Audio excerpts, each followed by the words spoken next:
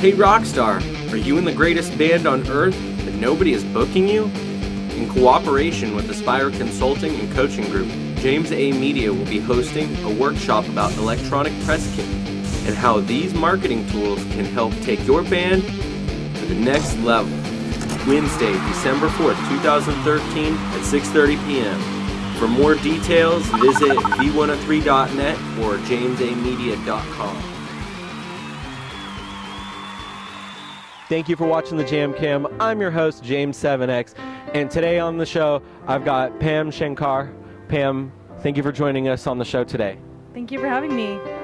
So, you're a vocalist, you're a teacher from Lincoln, California, and you teach people how to sing. Tell me a little bit how you got involved with teaching people in your music background.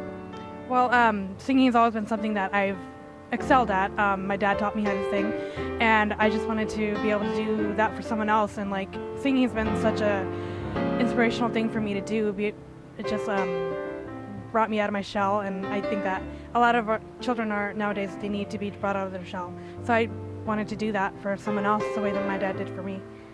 Do you think it's important for children to express their feelings or express emotion through music? And do you think it might have a positive effect on a child, like such as in your case with your dad and you? It definitely had a huge effect. It kept me out of trouble. It kept me focused on something that I got pride out of, and it kept me away from just being around the wrong crowd. Talk to me a little bit about some of your students and what kind of teaching plans you have with them and what kind of exercises you do with them. Well, I basically teach them the correct tonal center that they're looking for, basically how to sing properly without hurting themselves. I make sure that they're not straining when they're using their vocal cords. Instead, I teach them how to use their diaphragm in an effective way. For someone that's new to singing, what's a diaphragm? Well, diaphragm comes from your, it's where you tank your air up, and basically that's what it's like a gas tank for singing or talking even. It's what pushes you to make the sound out of your out of your mouth and helps you sing and build tone from. Okay, what do you think for a beginner? What do you think is the most common mistake that you find that you have to correct with maybe some beginners? Well, a lot of beginners do tend to sing with their nose, which is not a bad thing all the time, but you do want to make sure that you're supporting your tone by using your diaphragm, which I do teach them to use their diaphragm. So we want to find a mixed voice, which is going to help you reach your higher levels and your lower levels as well, and get a smooth transition when you're singing. Do you want to talk about maybe your students' success stories? You've gotten them together to jam outside. Can you tell me a little bit about these? Well, I've noticed that right now at my studio we're doing girl band, which is all these shy girls that have gotten together and they play music together and they have become friends and they're out of their shell, they're talkative, they're social, they're just glowing with like energy, and it's just amazing to see that happen when you see someone at first and they're really shy and then they just have something in common with someone else and then they just glow when they're enjoying that music together. That's cool. You see like that energy that's synonymous throughout the group. So you were on you did American Idol, the competition. Tell me, what was your experience like in that competition, and is there some bit of knowledge that you walked away with that you learned from that competition? What was it? American Idol is very tough. It's not really ideal for a vocalist to excel in the environment. I don't know how to describe it. It's very hard. It just shows you how much talent there is out there. It's really tough. So you got to keep plowing and trying your best. And if someone doesn't like it, it's okay, because I know there's someone out there who will enjoy your talent and the way you express yourself. So it's not a bad thing.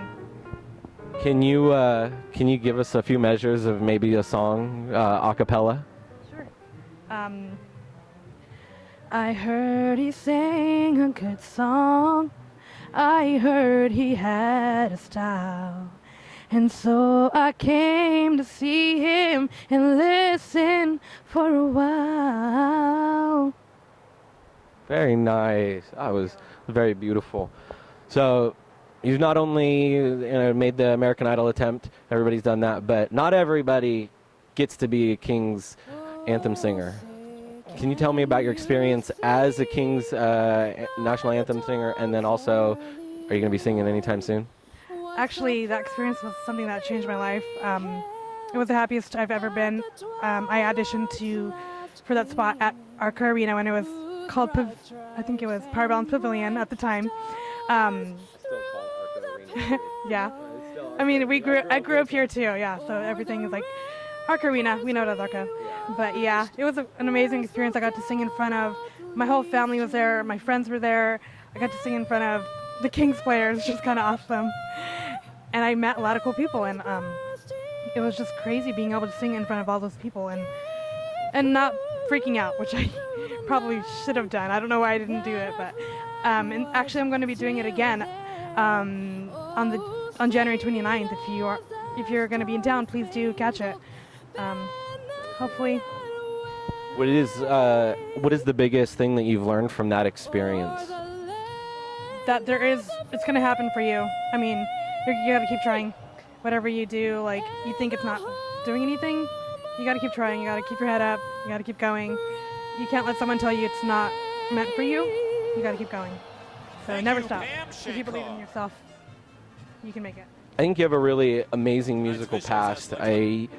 I teach my son at home, and I think music is a really important thing for, a parent to give to their child. And obviously, you're a success story out of it. You're getting to play. We're playing here tonight at the station. Do you want to talk to us? What's going on tonight? Well, I'm going to be doing a few soul and blues numbers tonight. We're actually just trying it out tonight. I've never played this before, but they invited me out, and we're going to be starting to play out more in the casinos and doing more venues like that. So they invited me out, and they're pretty awesome. What's the name of the group? Currently, they're called Johnny Favorites, but we're going to be finding a new name. I'm not sure what yet. Okay, well, how did you get in contact with them?